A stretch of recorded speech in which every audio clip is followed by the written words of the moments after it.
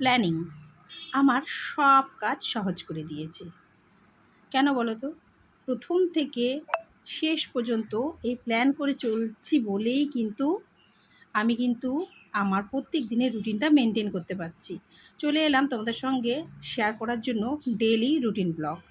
আমি লিপি চলে এসেছি নতুন একটা ব্লগ ভিডিও নিয়ে। সকাল সকাল ঘুম থেকে উঠে পড়েছি, মর্নিং স্কুল, তাই ছেলের জন্য কিন্তু খাবারও বানাতে হবে। প্রথমে চা খেয়ে নিচ্ছি, আর সকালবেলা কিন্তু ভালোই বৃষ্টি হচ্ছে, আওয়াজ শুনে বুঝতেই পারছো। তো ছেলেকে আমি সকাল সকাল কিন্তু প্রেশারে একটু ভাত করে দিলাম, আর লুচি দিয়েছি টিফিনে, আর ডিমের অমলেট আলু সিদ্ধ দিয়ে কিন্তু খাইয়ে দেবো।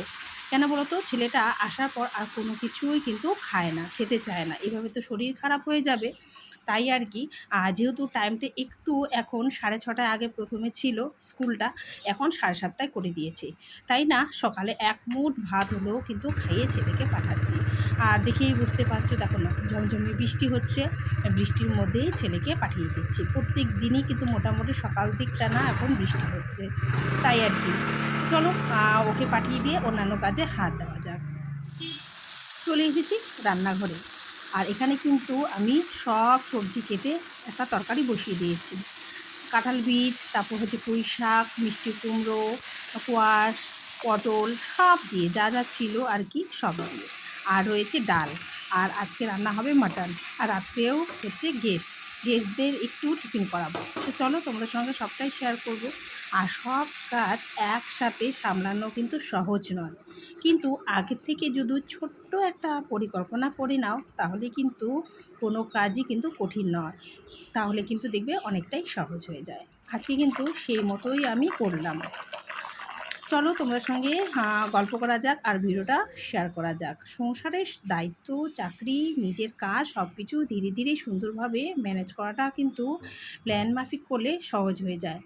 আর আমি তো সরকারি চাকরি করি না, প্রাইভেট জব করি, তাই কিন্তু আরও বেশি চাপ। প্রাইভেট জব হলে যতটা পারবে তোমাকে কিন্তু নিংড়ে নেবে, সব কাজ কিন্তু তোমাকে দ্বারা হাসিল করে নেবে। আর সরকারি কাজ হলে তোমার হচ্ছে 10টা 5টা ডিউটি করলেই হলো। তো রান্না করতে করতে এদিকে কিন্তু চিৎকার শুনতে পেলাম, পাশের বাড়িতে বড় একটা সাপ ঢুকেছে। তো ওই দেখো লেজটা দেখা যাচ্ছে। আর এখানে কিন্তু ইনি হচ্ছে এনার নামটা যতদূর সম্ভব দীনেশ রায়, না এরকমই কিছু একটা হবে, ইনি ফেমাস চালসার, আমি নামটা এই মুহূর্তে ভুলে গেছি। তো যাই হোক, উনি কিন্তু আমাদের এলাকার অনেক অনেক সাপ ধরে, প্রত্যেক দিন কত যে সাপ ধরে, মানে গুনতির বাইরে আর কি। সব এগুলো হচ্ছে ধরে তারপর জঙ্গলে ছেড়ে দেয়। তো কারো বাড়িতে যদি সাপ ঢোকে, এনার কাছে কল যায়, তারপরে কিন্তু উনি চলে আসেন সাপ ধরার জন্য। সকাল সকাল এই ঘটনাটা ঘটেছে। আর দুঃখের বিষয়, তোমাদের সঙ্গে সাপটা আরও সুন্দরভাবে আমি জানো তো ডিটেলসে শেয়ার করে, মানে ক্যামেরাবন্দি করেছিলাম, সেটা তোমাদের সঙ্গে আর শেয়ারই করতে পারলাম না, ডিলিট হয়ে গেছে ভিডিওটা। আগের দিনও পাশের বাড়ি কাকিমাকে দেখালাম, তারপরে যখন আমি ভিডিওটা এডিট করছি তখন দেখছি ডিলিট, মানে অনেক কিছু ভিডিও, আগের ভিডিওগুলো ডিলিট করেছিলাম, তো তার সাথে ওটা হয়ে গেছে। তো এই যে সব কাজ আমার সকালে মোটামুটি কাজ হয়ে গেছে, এখন চলছি ওই ডিউটিতে, প্রত্যেক দিনের যেটা। তো ডিউটি করে তারপরে তোমাদের সঙ্গে দেখা হচ্ছে দুপুরবেলা। তো দুপুরবেলায় এসে প্রথমে ফ্রেশ হলাম, খাওয়া দাওয়া করলাম, ছেলেকে খাওয়ালাম। তা ছেলের কিন্তু বিকেলে আবার টিউশনও আছে। তো এখন আর কি শোবো, বাদ বাকি কাজগুলো করে নিই। তো সন্ধেবেলা পাশের বাড়ির বোন জামাই ওরা আসবে, একটু টিফিন করাবো আর কি সন্ধেবেলা। তো খুব একটা করা হয় না, জামাই আসে তো যখনই আসে তখনই ধরো চা বিস্কিট বা অন্য কিছু খাওয়ানো হয়, আর ভালো মতো যে খাওয়াবো সেটারও সুযোগ পাই না। আসলে এত ব্যস্ত থাকি না, কি আর বলবো। তার জন্য না, কাপড়গুলো এখনই হচ্ছে আমি একটু গুছিয়ে নিচ্ছি, পরে আর সন্ধেবেলা সময় পাবো না, তাই আর কি। আর সকালবেলা তো ধোয়া কাচা থাকেই, সেগুলো তো আর ক্যামেরা বন্দি করি না, আর সকালবেলা খুব একটা পারি না, যখন সুযোগ পাই তখন করি। তো এখন ওই যে কাপড়গুলো সুন্দরভাবে গুছিয়ে নিচ্ছি, গুছিয়ে রেখে দেবো, তাহলে সন্ধেবেলাটা চাপ থাকবে না। আবার এসে কিন্তু আবার রান্নাবান্নাও আছে, তাই না, সবটা আমি মানে প্ল্যান করে করছি, যাতে অসুবিধে না হয়, একটার পর একটা কি করব না করব। আর একটা মানুষকে যদি আমি নেমন্তন্ন করে খাওয়াই, তাহলে ভালো মন্দ যদি একটু না করি ভালো লাগে না। আর দুপুরবেলা রান্নাটা দিদি করেছে, তো দুপুরবেলা রান্না হয়েছে মাটন, আর দিদি করেছে, তাই তোমাদের সঙ্গেও শেয়ার করতে পারিনি। তো আজকের এই ব্লগে আমার পুরো দিনের রুটিন তোমাদের সঙ্গে শেয়ার করছি। তো সন্ধেবেলা যখন আবার ডিউটি গিয়েছিলাম বিকেলবেলা, তখন আবার ফেরার পথে মিষ্টি দোকানে একটু ঢুকলাম, তো একটু হাতে করে মিষ্টি নিয়ে যাব। তো তাই আর কি এখানে এসেছি, একটুখানি ক্যামেরাবন্দি করলাম, সেটাই তোমাদের সঙ্গে আবার শেয়ার করলাম। ছোটোখাটো বিষয়গুলো তোমাদের সঙ্গে শেয়ার করি, কিভাবে প্ল্যান করে কাজ করি এবং সময়কে কাজে লাগাই, সেটাই তোমাদের সঙ্গে আজকে ব্লগে শেয়ার করলাম।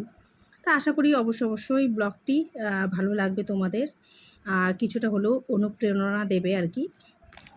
পাশের বাড়ি বোন এসেছে আর এসেছে জামাই, তো ওদেরকে একটু সন্ধ্যেবেলা টিফিন করাবো। তো চলো কী কী টিফিন করাচ্ছে না করছে তোমাদের সঙ্গে ডিটেলস আজকে শেয়ার করব।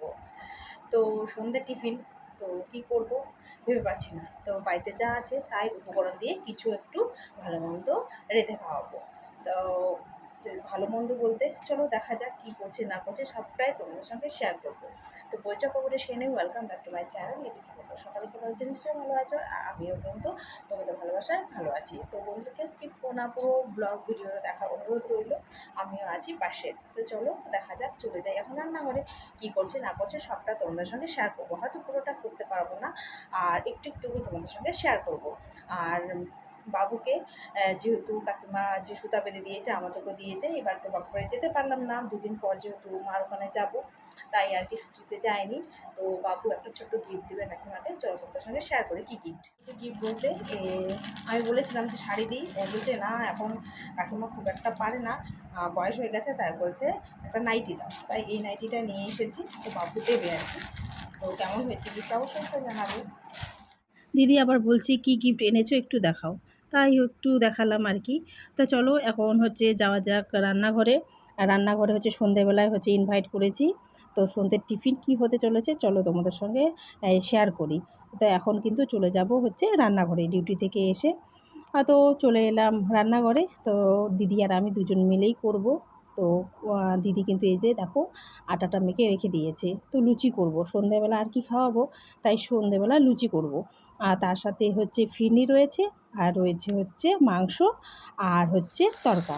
তো তো যখন খেতে বসবে গরম গরম লুচি ভেজে দেবো। তো এখন কিন্তু খেতে দেবো, তাই হচ্ছে ফুলকো ফুলকো লুচিগুলো ভেজে নিচ্ছি, তো সেটাও তোমাদের সঙ্গে শেয়ার করলাম। তো চলো ভাজি।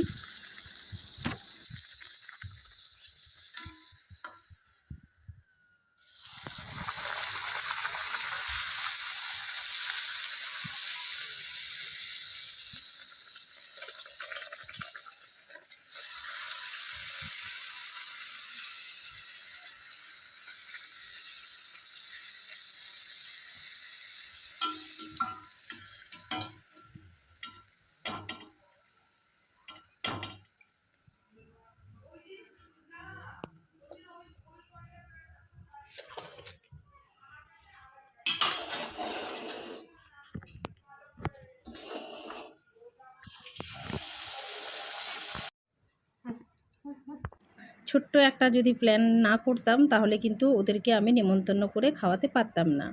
এভাবেই কিন্তু আমি ম্যানেজ করলাম, আর সেটাই আজকে ভিডিওর মাধ্যমে তুলে ধরলাম। তো এখন হচ্ছে ওদেরকে খেতে দেবো, তো প্লেটে বেড়ে নিচ্ছি। তো গরম গরম ফুলকো ফুলকো লুচি আর মাটন দুপুরবেলা হয়েছিল, ওদের জন্য তুলে রেখেছি, আর রয়েছে স্যালাড। চলো তার সাথে রয়েছে হচ্ছে তড়কা আর হচ্ছে ফিরনি। তো এর আগে কিন্তু ফিরনি আর তড়কাটা কীভাবে বানিয়েছিলাম তোমাদেরকে কিন্তু শেয়ার করেছি, তো তোমরা কিন্তু অনেকটাই ভালোবাসা দিয়েছো। আর তার সাথে থাকবে হচ্ছে মিষ্টি। তো চলো, আর ভিডিওটি কেমন লাগলো অবশ্যই কিন্তু জানাবে, তোমাদের কমেন্টে অপেক্ষায় থাকবো। আর যদি কোনো অংশে ভালো লেগে থাকে লাইক কমেন্ট আর সাবস্ক্রাইব করতে ভুলবে না। তো এখানে ওদেরকে খেতে দিব, চলো তোমাদের সঙ্গেও একটু ওদের পরিচয় করিয়ে দেব। আর আবারও বলছি বন্ধুরা, পুরো ভিডিও দেখার অনুরোধ রইল, কেউ স্কিপ করো না। তো আমার পুরো দিনটা কেমন গেল, কিভাবে কাটালাম, কিভাবে প্ল্যান মাফিক চললাম, আর কিভাবে সবটা ম্যানেজ করলাম, আজকে এই ভিডিওর মধ্যে তুলে ধরলাম। যদি ডিউটি না থাকতো, বাড়িতে থাকতাম, হয়তো অন্যরকম খাওয়ার ব্যবস্থা করতাম, কিন্তু শর্টকাটের মধ্যে এটাই হচ্ছে আমি দেখতে পেলাম যে ঠিকঠাক আর কি, এই টিফিনটাই, তাই আর কি। তো টিফিনটা কেমন হয়েছে অবশ্যই বলবে, আর ফিরনিটাও একটু শেয়ার করলাম। তো ওদেরকে কিন্তু এখন খেতে দিয়েছি, এই যে আমাদের জামাই, তারপর হচ্ছে বোন, আর এইদিকে হচ্ছে ওদের মেয়ে অদ্রিজা।